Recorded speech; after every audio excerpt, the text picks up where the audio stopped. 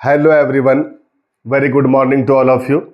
आप सभी का हमारे चैनल सुमन क्लासेस में हार्दिक स्वागत और हार्दिक अभिनंदन। आज हम बात करने वाले हैं, पिछले वीडियो में मैंने चर्चा की थी आपका जो है शैक्षिक प्रबंधन की, उसका वीडियो अपलोड हो चुका है, आपने देखा होगा। आज हम जिस विषय पर बात करने वाले हैं वो आज का हमारा टॉपिक है प्रशासन, जिसको हम कहते हैं एडमिनिस्ट्रेशन। तो ये क्या है एडमिनिस्ट्रेशन, इसको हम प्रशासन कहते हैं, इसको थोड़ा समझने का प्रयास करते हैं। आज हम बात करेंगे प्रशासन, इसी को हम अंग्रेजी में कहते हैं एडमिनिस्ट्रेशन।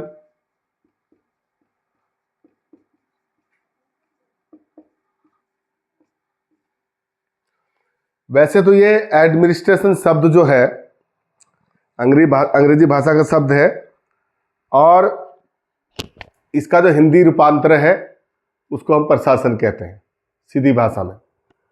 और जो इसका अलग अलग शब्दों का जो व्याख्या की गई है, अलग अलग विद्वानों ने अलग अलग ढंग से की है। कई जगह ये कहा गया है कि मिनिस्टर शब्द जो है, ये इसकी जो उत्पत्ति है वो लैटिन भाषा के मिनिस्टर शब्द से हुई है। यानी कि ये कहा है कि लैटिन भाषा के मिनिस्टर शब्द से लिया गया है। एक तो ये बात बताई गई है, और दूसरा इसमें यह भी कहा गया कि जो इसका अर्थ है, इन्होंने सीधी भाषा में इसका कहा है सेवा कार्य। सेवा कार्य इसका अर्थ है, ये बताया गया। और सेवा कार्य का मतलब भी ये कहा गया है कि ऐसा सेवा कार्य जिससे दूसरों की भलाई हो, अर्थात ऐसा कार्य जिससे दूसरों की भलाई हो, ये बात इसमें कही गई है। यानी service to other, service to other.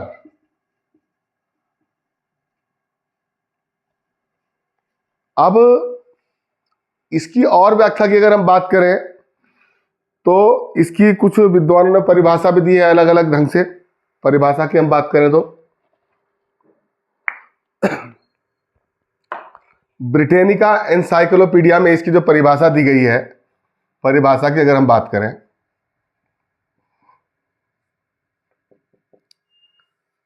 Britannica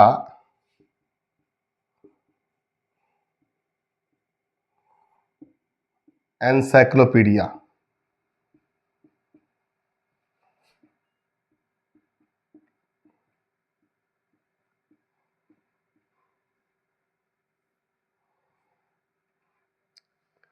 इसमें जो इसको परिभाषित किया गया है वो कहा गया है, देखिए इसको थोड़ा समझिए।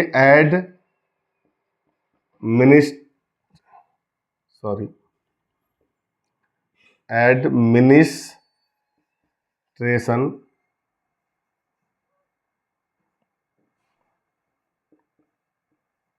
बराबर, ये कहा गया है एड प्लस मिनिस्टर।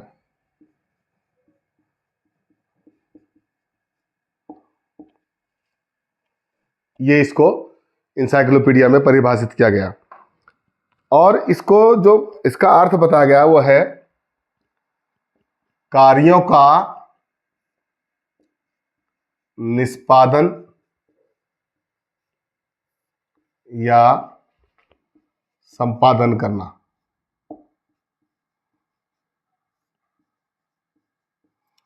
ये इंसाइक्लोपीडिया में इसको परिभाषित किया गया है,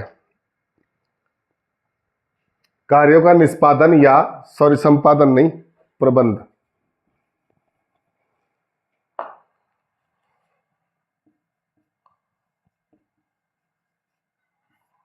प्रबंध करना। यहां तक तो इसको हम सिंपल भाषा में इस तरह से समझ पाएंगे। एक इसी की जो सीवी गुड एक शिक्षा शास्त्री हैं, उन्होंने भी इसकी एक अलग परिभाषा दी। मैं उसको भी थोड़ा सा आपके सामने रख दूं। स्क्रीनशॉट लेना चाहे तो आप ले सकते हैं, लीजिए स्क्रीनशॉट। तो अब ये इसकी एक परिभाषा और दी है सीवी गुड ने। सीवी गुड ने भी एडमिनिस्ट्रेशन को यानी प्रशासन को परिभाषित किया है।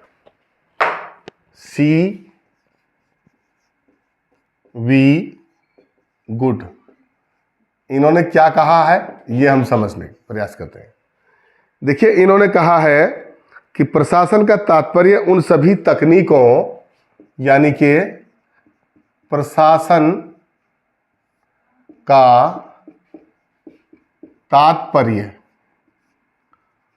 उन सभी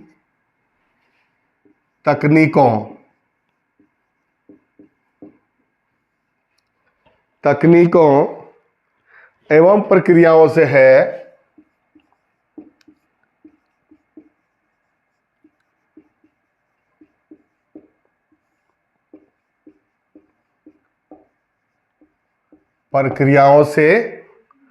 है जो निर्धारित नीतियों के अनुरूप, जो निर्धारित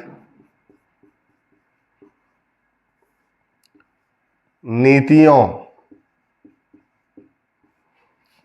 के अनुरूप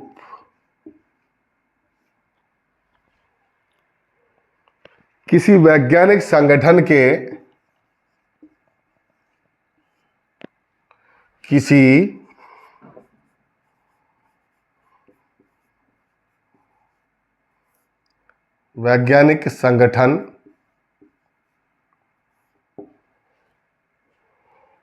के संचालन में प्रयुक्त की जाती हैं।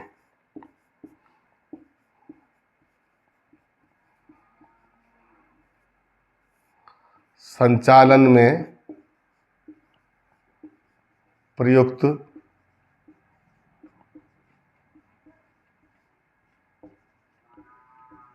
की जाती हैं।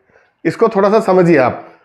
प्रशासन का तात्पर्य उन सभी तकनीकों, टेक्नोलॉजी और प्रक्रियाओं, यानी टेक्निक और प्रोसेस से है, जो निर्धारित नीतियों, यानी जो पहले से तय नीति नियम है, उनके अनुसार किसी वैज्ञानिक संगठन के संचालन में प्रयुक्त की जाती हैं। जब कोई संगठन किसी कार्य को करता है और किसी निश्चित कार्य के लिए वो अपने उद्देश्यों की प्राप्ति में संलग्न होता है, तो उसमें जो नीति नियम होते हैं, जो टेक्नोलॉजी इस्तेमाल होती है, जो प्रक्रियाएं इस्तेमाल होती हैं, वो पहले से निर्धारित होती हैं। उन तकनीकों का इस्तेमाल करना या उन प्रक्रियाओं को लागू करने से ही इस प्रशासन का अर्थ है। यानी मान लीजिए आप किसी, जैसे विद्यालय की हम बात करें तो क्योंकि हम शिक्षा शास्त्र में पढ़ रहे हैं, तो विद्यालय का जो संचालन होता है वो निर्धारित नीतियों के अनुसार होता है। पहले से ही जो है तय है कि आप किन किन नियमों के अंतर्गत काम करोगे और किन किन तकनीकों का आप प्रयोग करोगे, कौन कौन सी प्रक्रियाएं उसमें अपनाओगे, और उन तकनीकों का इस्तेमाल करना या उन प्रक्रियाओं को अपनाना ही प्रशासन है।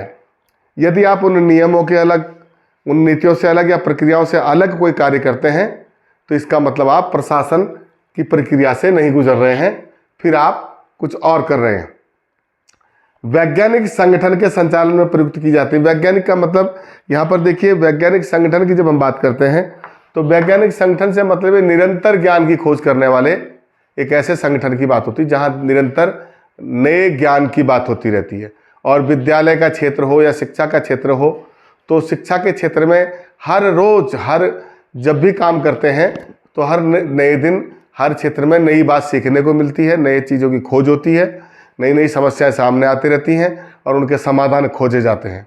तो जहाँ समाधान खोजे जाते हैं, समस्याओं का समाधान होता है, वो एक प्रकार से रिसर्च है, और रिसर्च जो है वो एक प्रकार का विज्ञान है। तो यहाँ पर उसी से इसका संबंध है। तो सीवी गुड ने प्रशासन को जो परिभाषित किया है, उन्होंने कहा प्रशासन का तात्पर्य उन सभी प्रक्रियाओं और तकनीकों से है सारी टेक्नोलॉजी और जो प्रोसेस है उनसे है, जो किसी निर्धारित नीतियों के अनुरूप, पहले से निर्धारित नीति नियमों के अनुसार कार्य करती हैं और किसी वैज्ञानिक संगठन में प्रयोग की जाती हैं। तो ये तो हुआ इसका सीधा सीधा अर्थ। इसके बाद हम, ये तो प्रशासन हमने समझ लिया।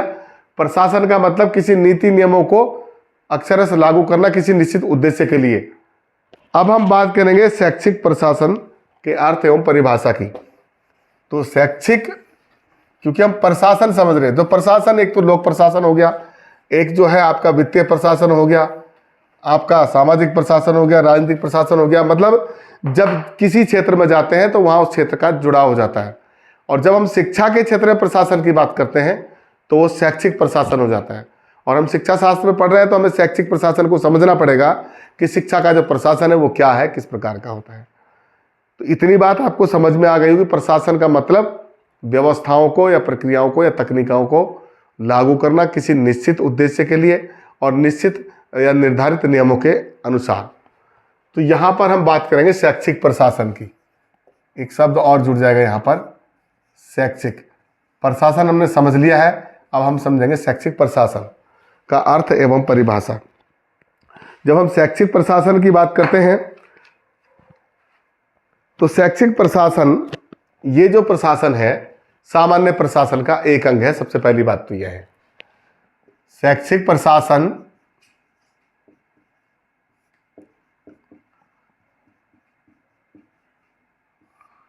सामान्य प्रशासन का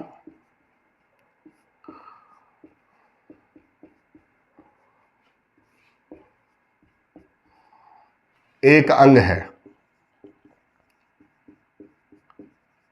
अब एक अंग है तो इसको ऐसे समझिए, माने भारत सरकार है, भारत सरकार एक प्रशासन है और उसमें विभिन्न विभाग होते हैं। आपके वित्त विभाग हो गए, शिक्षा विभाग हो गए, स्वास्थ्य विभाग हो गए, और उन सारे विभागों को चलाने के लिए जो उसमें अधिकारी कर्मचारी नियुक्त हैं, उनके लिए वो कैसे काम करेंगे, किस प्रकार से अपना काम करेंगे, उनके लिए नियम बने हुए हैं, निर्धारित प्रक्रियाएं बनाई गई हैं, कैसे कैसे काम करना है, किन किन नियमों का पालन करना है। तो वो अलग अलग विभागों में अलग अलग ढंग से काम करते हैं। तो ये तो हुआ पूरा प्रशासन। लेकिन जब हम शिक्षा की बात करते हैं तो ये सामान्य प्रशासन का एक अंग हो जाता है, क्योंकि हम केवल शिक्षा की बात करते हैं, इसमें स्वास्थ्य की बात नहीं करते हैं, हम कृषि की बात नहीं करते, कृषि प्रशासन की या वित्त की प्रशासन की बात नहीं करते। जब शिक्षा की बात करते हैं तो फिर इसमें केवल शिक्षा की बात करेंगे और शैक्षिक प्रशासन की बात है, और ये सामान्य प्रशासन का एक अंग होता है।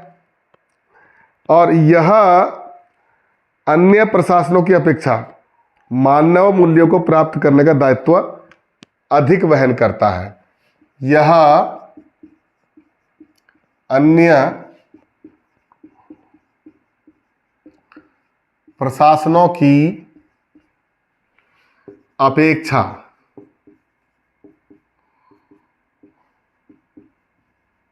मानव मूल्यों को अधिक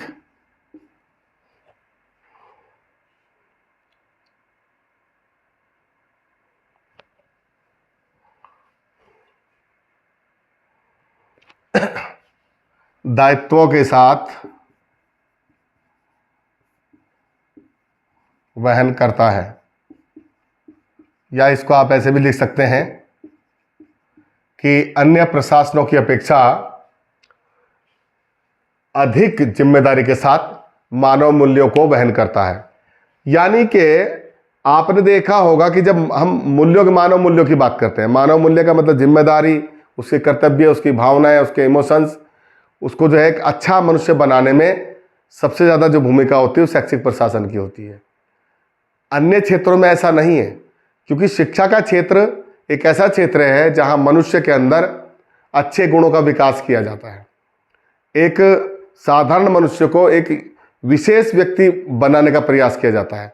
इसलिए यहाँ पर मानव मूल्यों को अधिक जिम्मेदारी के साथ वहन किया जाता है और उसकी जिम्मेदारी को ज़्यादा महत्व दिया जाता है। दूसरी बात, इसकी एक परिभाषा जो है दी है शैक्षिक प्रशासन की, ये दी है मार्स एवं रॉस। इन्होंने, अभी मैंने बात की थी पहले प्रशासन की, उसके परिभाषा की, अब मैं बात कर रहा हूं शैक्षिक प्रशासन की, शैक्षिक प्रशासन के परिभाषा की। जो मार्स तथा रॉस हैं, इन्होंने कहा है कि शैक्षिक प्रशासन का अर्थ है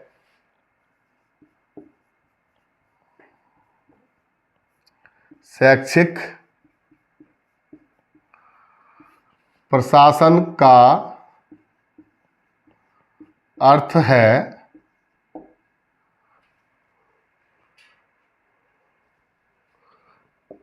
छात्रों के विकास को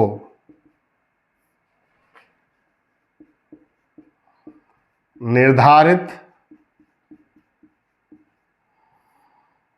उद्देश्यों की ओर मोड़ना।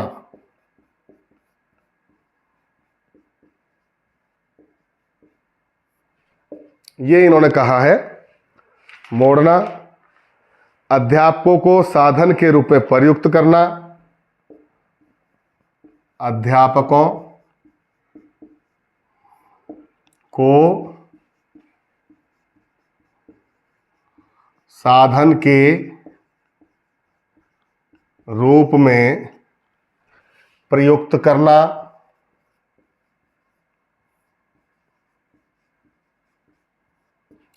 और संबंधित जन समुदाय को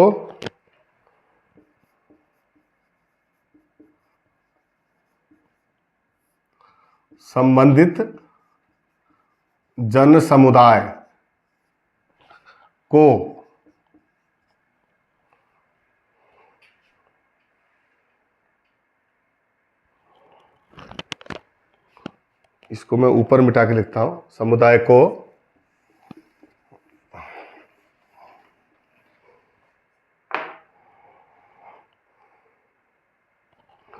उद्देश्यों तथा उनकी प्राप्ति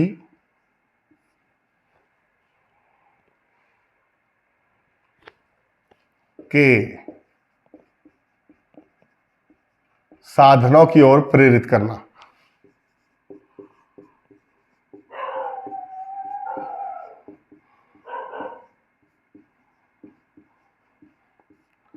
ये बहुत महत्वपूर्ण बात इन्होंने कही है मार्स एवं रॉस ने।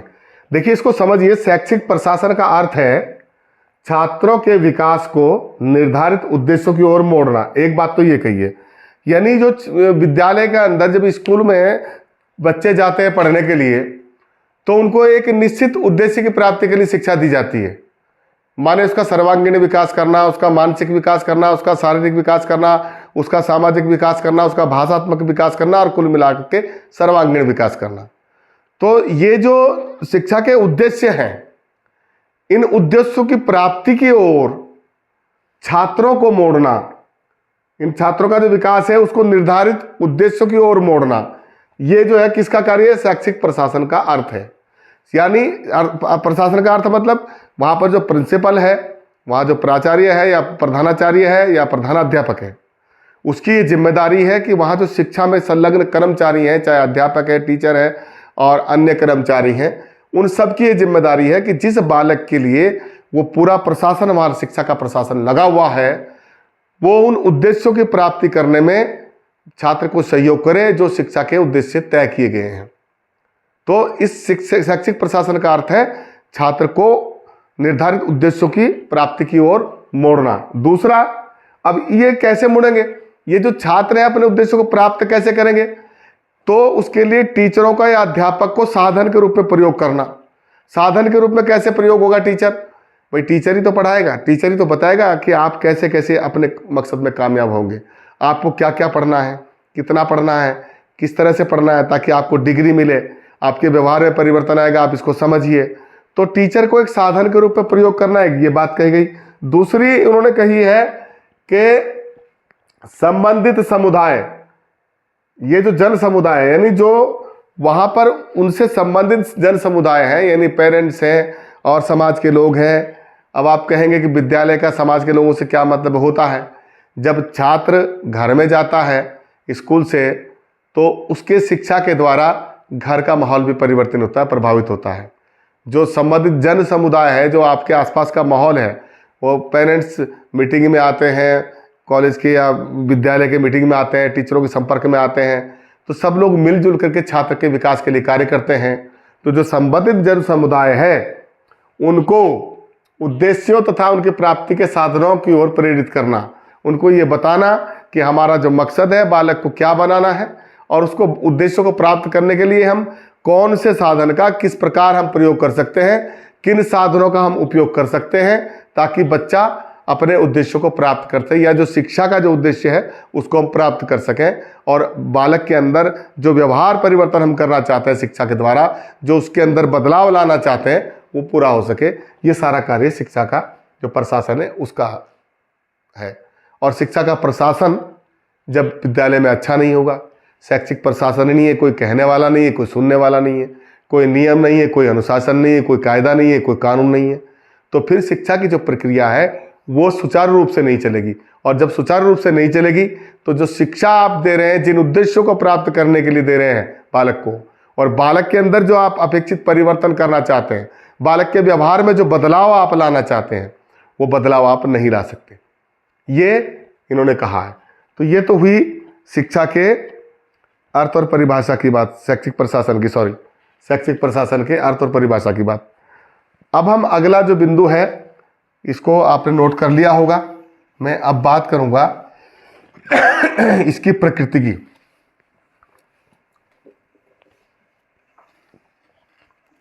यानी कि शैक्षिक प्रशासन की प्रकृति, इसकी थोड़ी सी बात कर ली जाए।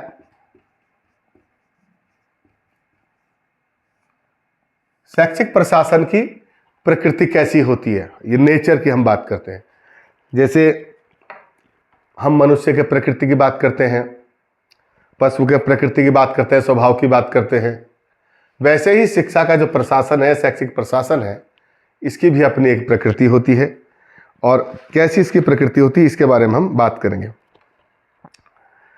और इसके संबंध में भी मैं आपको ये बता दूं कि अलग अलग विद्वानों ने, कुछ लोग कहते हैं कि शैक्षिक प्रशासन एक आर्ट है, यानी कला है, और कुछ लोग कहते हैं, कुछ विद्वान कहते हैं कि ये आर्ट नहीं है बल्कि एक विज्ञान है। अब आर्ट कहने वाले क्यों आर्ट कहते हैं? कुछ लोग कहते हैं विज्ञान, मतलब मैं इसको लिख दूं, दो बातें इसमें कहते हैं। शैक्षिक प्रशासन एक कला है। दूसरा बिंदु है इसका, शैक्षिक प्रशासन एक विज्ञान है। और तीसरा बिंदु है ये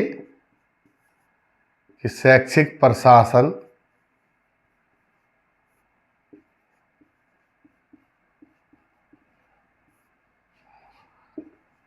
कला और विज्ञान दोनों है। अब इसको थोड़ा सा हमें समझना पड़ेगा कि आखिर ये बातें किस प्रकार से हैं। देखिए, हम जब कला की बात करते हैं तो कला का मतलब कौशल से होता है, रचनात्मकता से होता है। और जब हम रचनात्मकता की बात करते हैं तो किसी कार्य को करने का जो स्किल होता है, कौशल होता है, उसी को कला कहते हैं। माने आप बहुत अच्छा तबला बजाते हैं, तो तबला बजाना जो है एक अभ्यास है, इसका संबंध अभ्यास से है, प्रैक्टिस से है, रचनात्मकता से है, स्किल से है, कौशल से है। तो जब हम स्किल की बात करते हैं तो कला हो जाती है।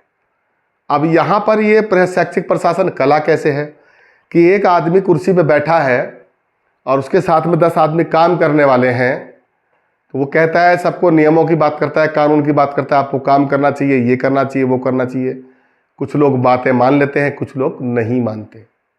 तो जब कुछ लोग बातें नहीं मानते तो अपने वो स्किल का प्रयोग करता है। स्किल कैसा? चाहे भाषा का स्किल हो, चाहे व्यवहार कौशल हो, जिसको हम कहते हैं बिहेवियर स्किल, है ना, या वाणी का कौशल हो, मीठा बोल करके पटाता है आदमी, यार चलो थोड़ा सा आप लोग बहुत अच्छे आदमी हैं, आप लोगों ने इतना काम कर लिया, थोड़ा सा और भी करना है, बच्चों के लिए ये जरूरी है, पटा सटा के अपने काम को करा लेना। तो इसलिए इसको कला कहा गया है, क्योंकि इसमें रचनात्मकता की बात आती है, कला की बात आती है, कौशल की बात आती है। और ये स्किल जिस प्रशासक के अंदर होगा, प्रशासक मतलब जो प्रशासन करता है, जो प्रशासन को चलाता है, वो प्रशासक होता है, एडमिनिस्ट्रेटर, तो उसके अंदर ये होता है। तो इसलिए इसको कहा गया कि ये एक कला भी है। और कला का संबंध जो होता है वो रचनात्मकता से होता है, कार्य से होता है, कौशल से होता है। और इसके साथ साथ इसमें निर्णय भी सम्मिलित रहते हैं। ये जो प्रशासक होता है, इसके निर्णय भी डिपेंड करते हैं कि ये कितना अपने प्रशासन को अच्छी तरह से चला सकता है।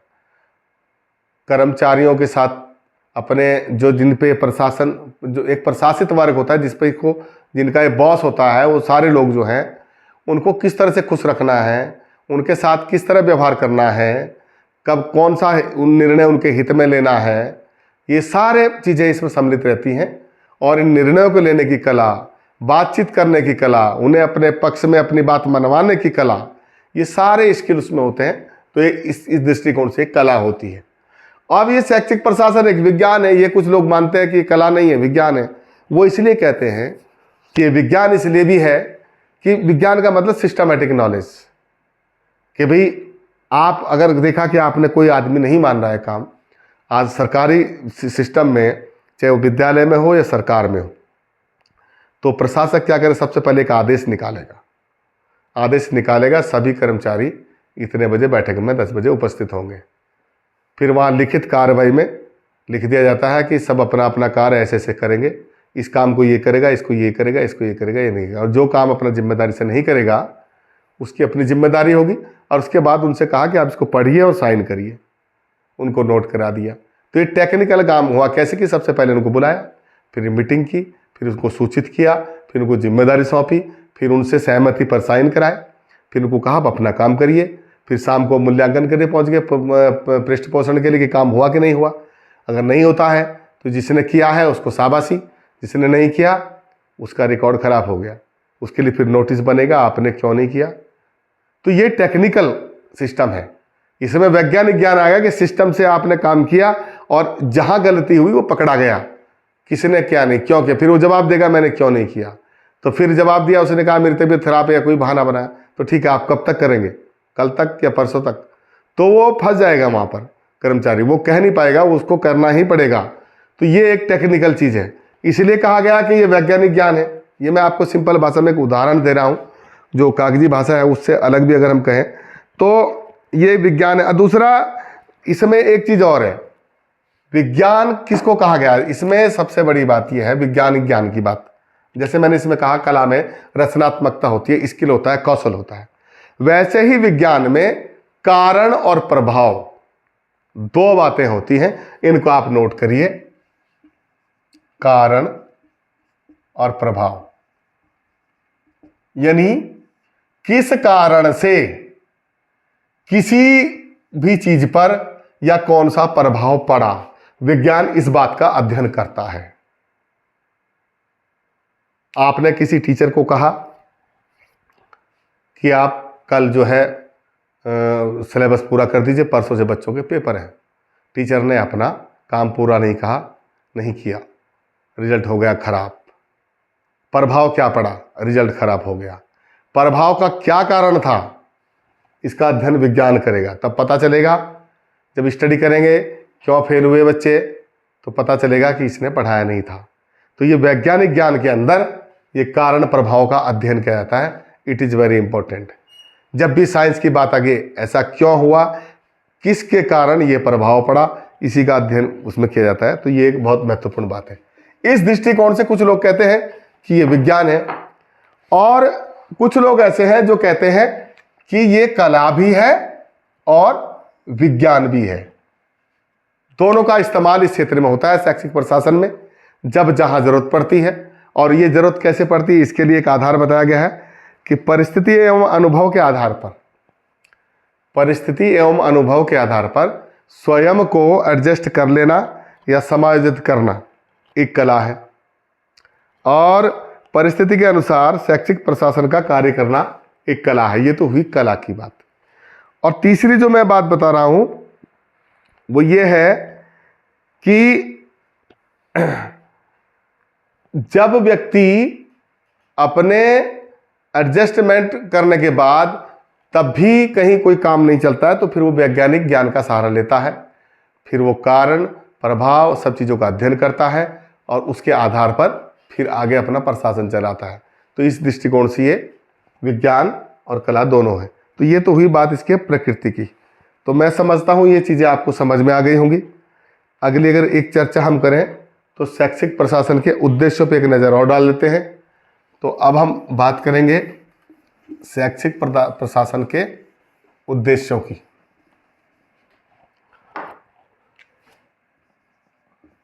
उद्देश्य,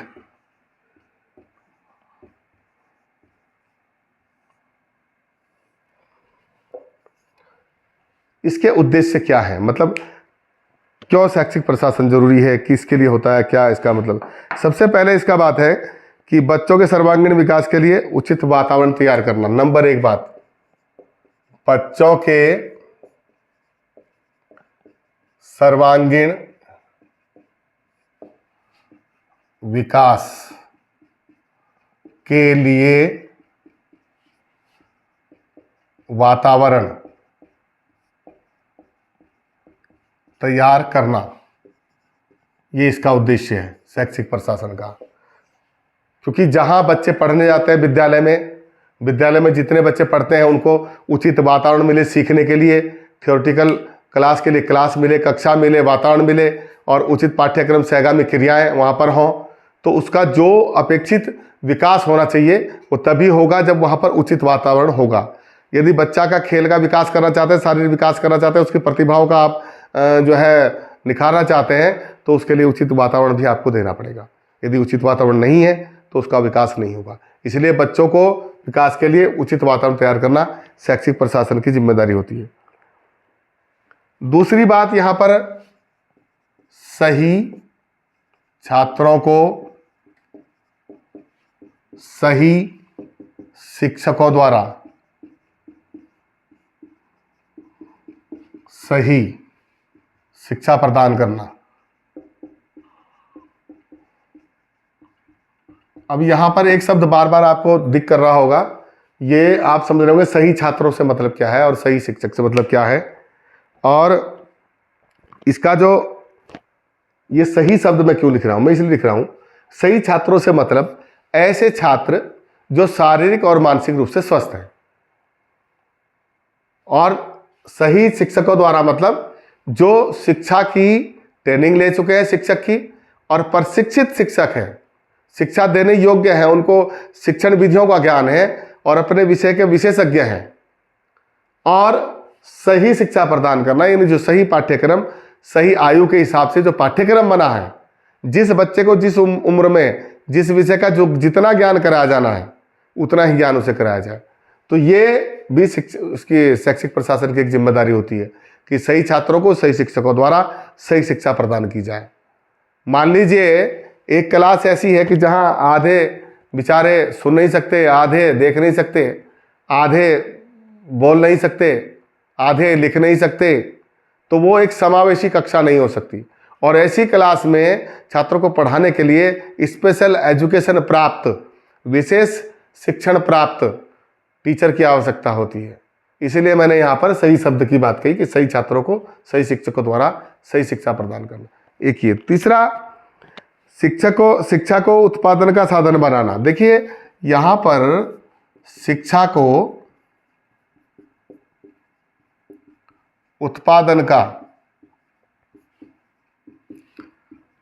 साधन बनाना, ये आप कैसे बनाएंगे। शिक्षा को उत्पादन का साधन बनाने से जो मतलब है, ये उद्देश्य है शैक्षिक प्रशासन का। जब देश के नागरिक स्कूलों में पढ़ेंगे, अच्छी शिक्षा लेंगे, तो उन्हें अपने अपने क्षेत्र में कार्य करने के लिए जिस क्षेत्र में उनकी रुचि है उसी क्षेत्र में जाकर वो कार्य करेंगे। और उत्पादन से मतलब अच्छे इंजीनियर पैदा होंगे, अच्छे डॉक्टर्स पैदा होंगे, अच्छे कृषि विशेषज्ञ पैदा होंगे, अच्छे बीटेक और टेक्नोलॉजी वाले इंजीनियर छात्र पैदा होंगे, तो वो उस क्षेत्र में जाकर प्रोडक्शन को बढ़ाएंगे। तो शिक्षा जो है उत्पादन का साधन तभी बनेगी। लेकिन यदि अच्छे डॉक्टर्स, अच्छे इंजीनियर्स आप पैदा नहीं कर पा रहे हैं और अच्छे छात्रों का निर्माण नहीं कर पा रहे हैं, अच्छे एग्रीकल्चर इंजीनियर का निर्माण नहीं कर पा रहे हैं, तो ना तो कृषि का उत्पादन बढ़ेगा, ना आपकी टेक्नोलॉजी में उत्पादन बढ़ेगा, ना आपके इंडस्ट्री में, उद्योगों में कोई उत्पादन बढ़ेगा। तो इसका मतलब आपने शिक्षा को उत्पादन का साधन नहीं बनाया। तो ये भी एक इसका उद्देश्य है। और अगली अगर हम इसकी बात करें तो शिक्षा को सुनिश्चित योजना और सुनियोजित रूप प्रदान करना। शिक्षा को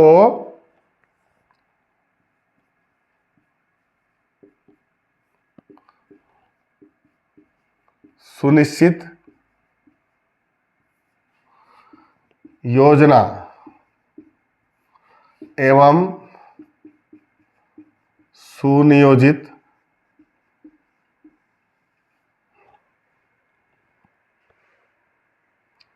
रूप प्रदान करना। ये कैसे होगा?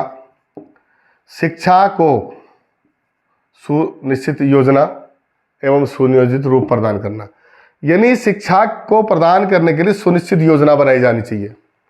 जो आपका विद्यालय का शिक्षा का जो पाठ्यक्रम है वो कितने बजे से पढ़ेगा, कैसे पढ़ाया जाएगा, उसके लिए बाकायदा विद्यालय में एक समय सारणी होगी और समय सारणी के अनुसार सब शिक्षकों को जिम्मेदारी दी जाएगी। कितने बजे से कितने बजे तक कौन व्यक्ति किस विषय को पढ़ेगा, कौन छात्र पाठ्यक्रम सहगामी क्रियाओं में जाएगा, कौन कल्चर प्रोग्राम कितने बजे से कितने बजे तक करेगा, कितने बजे तक वो अपनी शारीरिक गतिविधियां करेगा।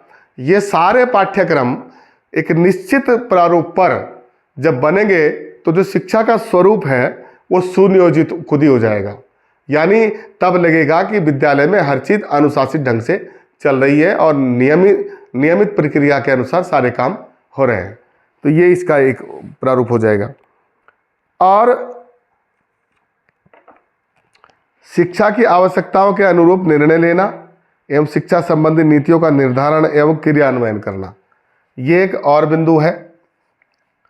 शिक्षा की आवश्यकताओं के अनुरूप, शिक्षा की आवश्यकता, मैं शॉर्ट में अगर आपको समझाऊं तो इसको ऐसे समझिए, शिक्षा की आवश्यकता के अनुरूप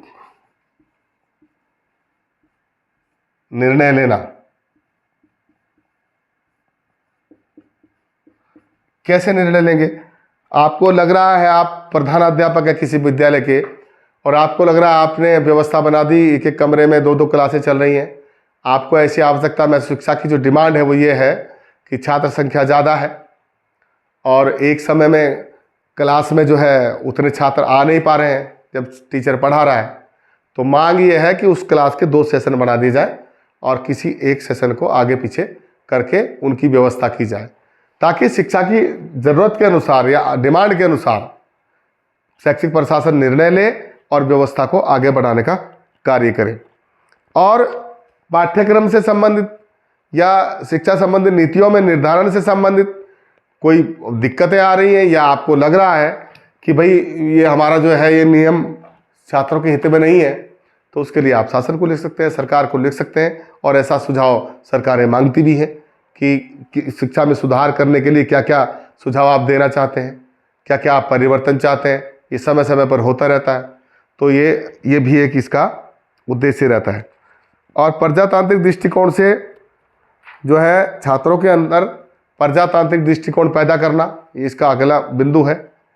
इस प्रकार से जो शिक्षा की आवश्यकताएं हैं, छात्रों की जो आवश्यकताएं हैं, छात्र को जिन समाज में वापस जाना है उन समाज के अनुरूप बनाना और समाज की आवश्यकताओं को, व्यक्ति की आवश्यकताओं को ध्यान में रख करके शिक्षण प्रक्रियाओं में, शिक्षा के पाठ्यक्रमों में, शिक्षण की नीतियों में, शिक्षा की नीतियों में समय समय पर जो भी बदलाव या सुझाव शिक्षा प्रशासन द्वारा दिए जाते हैं, ये कार्य करना भी एक बहुत महत्वपूर्ण है जो शैक्षिक प्रशासन के उद्देश्यों में सम्मिलित रहता है और सरकारें मांगती रहती है समय समय पर ऐसे सुझाव। तो ये शैक्षिक प्रशासन का टॉपिक आपको समझ में आया होगा, मैं समझता हूँ। मैंने प्रयास किया है कि आपके थोड़ा सा समझ में आ जाए। फिर भी आपको अगर लग रहा है तो इसको आप किताबों से भी आप और पढ़ेंगे तो और बेहतर ढंग से आपको समझ में आएगा। मेरा ये टॉपिक आपको अच्छा लगे तो प्लीज़ लाइक कीजिए, शेयर कीजिए, सब्सक्राइब कीजिए। इसी के साथ ही मिलते हैं फिर अगले वीडियो में। तब तक के लिए थैंक यू, धन्यवाद।